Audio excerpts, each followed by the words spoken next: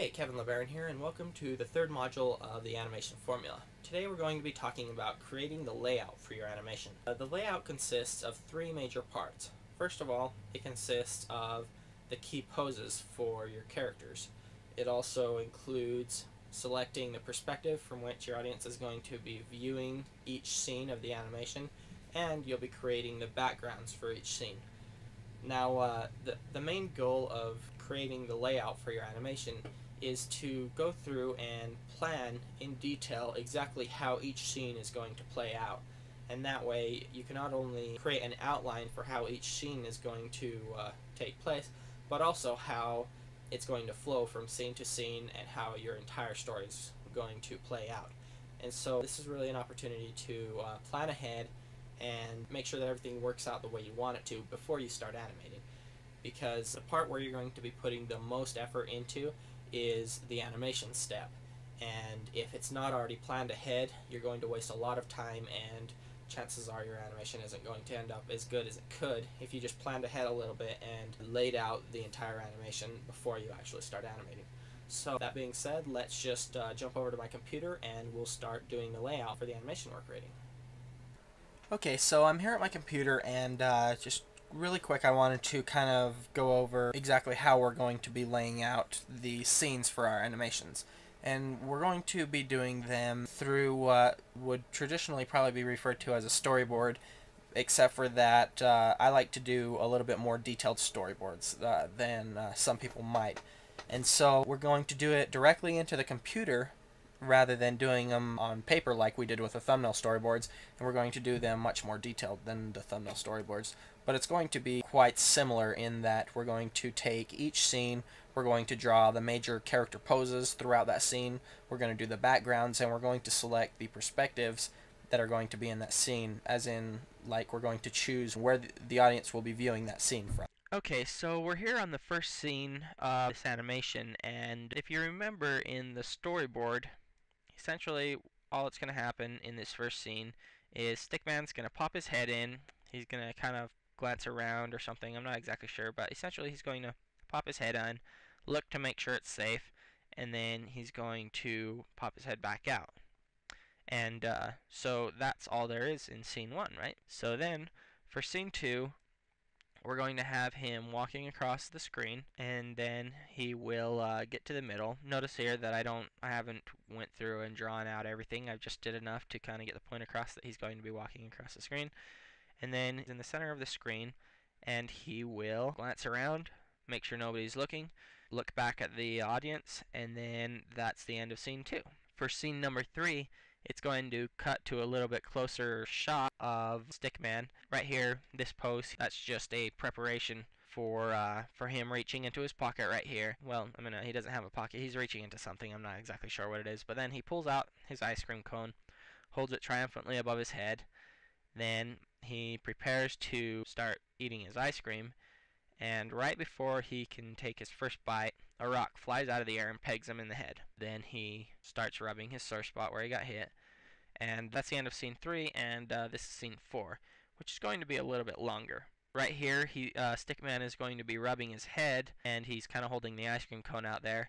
And Stickman number 2 is going to pop his head in, look directly at the audience, and smile just before he takes a huge lick out of Stickman's ice cream. Then he smiles back at the audience again, and just then Stickman suddenly notices that something's wrong. Stickman number 2 slides off screen, and Stickman number 1 will look over at his ice cream. When he sees what's happened, he's going to kind of freak out, take a closer look to see what the problem is, and now he's pissed. So he's going to be looking around to see who just ate his ice cream. And he can't see anybody, so he's kind of frustrated, a little bit disgusted. Right here, he's going to flick off some ice cream, the part that obviously somebody else has touched their mouth to. So he flicks that nasty ice cream off, shakes it off of his hand, and then he'll look back at his ice cream, and he goes to take a lick, but then he stops, because last time he went to take a lick, he got pegged in the head, and he doesn't want that to happen again. He's trying to catch the person who stole his ice cream, so he's going to pretend that he's going to lick it, glance around to see if he can see anybody. When he doesn't notice anyone, he's going to kind of forget about trying to catch the person, because they're probably not watching anymore, and he's going to go take a lick of his ice cream again.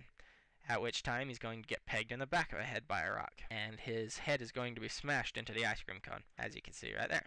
Then this is just part kind of, I decided to do a little bit more detail of a storyboard here. Essentially, he gets hit in the head, looks down at his ice cream, and notices that his ice cream is ruined, and now he's really pissed. Then this is him letting out a furious roar.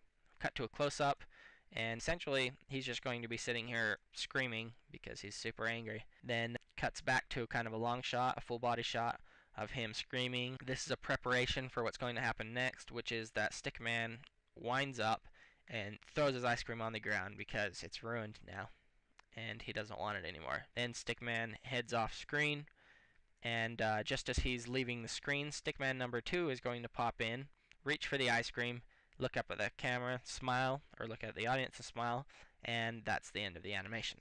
I'll play the entire storyboard or layout for you. He's going to pop in, walk over to the center of the screen, look around, reach inside his pocket, pull out the ice cream, go to lick it, get pegged by the rock. Stickman number 2 comes in, takes a bite. Stickman looking for who did it, gets rid of the nasty ice cream, checking around, gets hit again, super angry, throws the ice cream on the ground and walks out. Stickman number 2 comes in to grab it. Now, obviously, the timing is going to be a little bit different once it's animated. It's basically just planning out what's going to happen in each scene, which I think I did a fairly good job of, and that's going to also kind of set the major poses for the animation.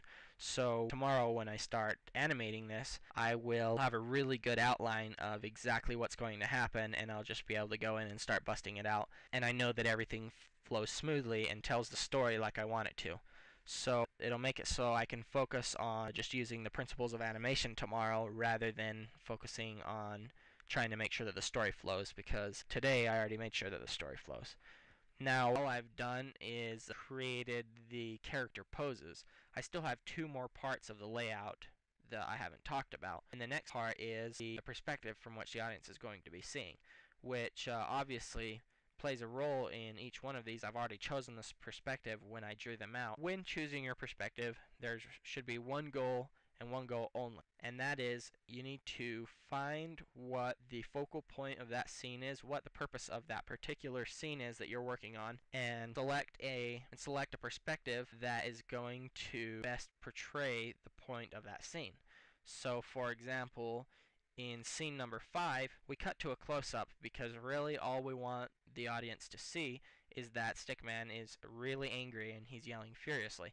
So we cut to close-up as possible. Well, I guess we could have done closer, but this is how I decided to do it, because I really just wanted to emphasize the fact that he is really pissed, right? So for scene number 4, when Stickman number 2 comes in and takes the ice cream, I had to cut to a little bit of a longer shot because otherwise there wouldn't have been enough room to have both of these guys in here. So we went a little bit wider so that I could fit both Stickman, and you could see that he was rubbing his head and see that Stickman was eating the ice cream, which was the focal point. Now we could have zoomed it in a little bit to just show Stickman number 1's arm holding the ice cream, and you know, we could have shown something a little bit more like this, but I decided that I wanted to show the whole thing because I wanted you to be able to see that the reason Stickman number 1 is just holding the ice cream out like that is because his head hurts and he's rubbing it. And I like to kind of mix it up between scenes, so if I do one close-up, then I like to do a far shot and then a close-up and kind of alternate back and forth,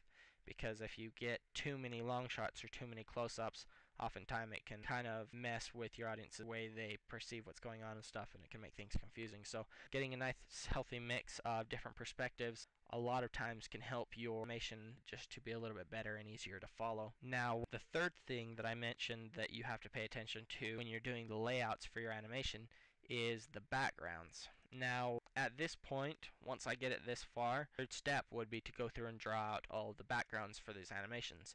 So, for example, let's take this scene.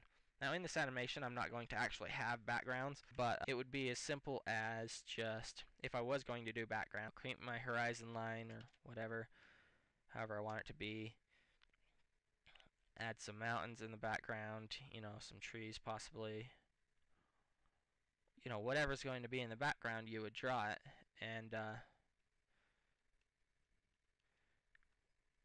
and probably what I like to do is I don't do really detailed backgrounds during the layout of the scene. I actually will just do a rough background to show kind of what it's going to look like, and then after I finish animating and the entire animation is done, then I'll come back and actually color in the backgrounds, add detail, and make it look and create the finished backgrounds.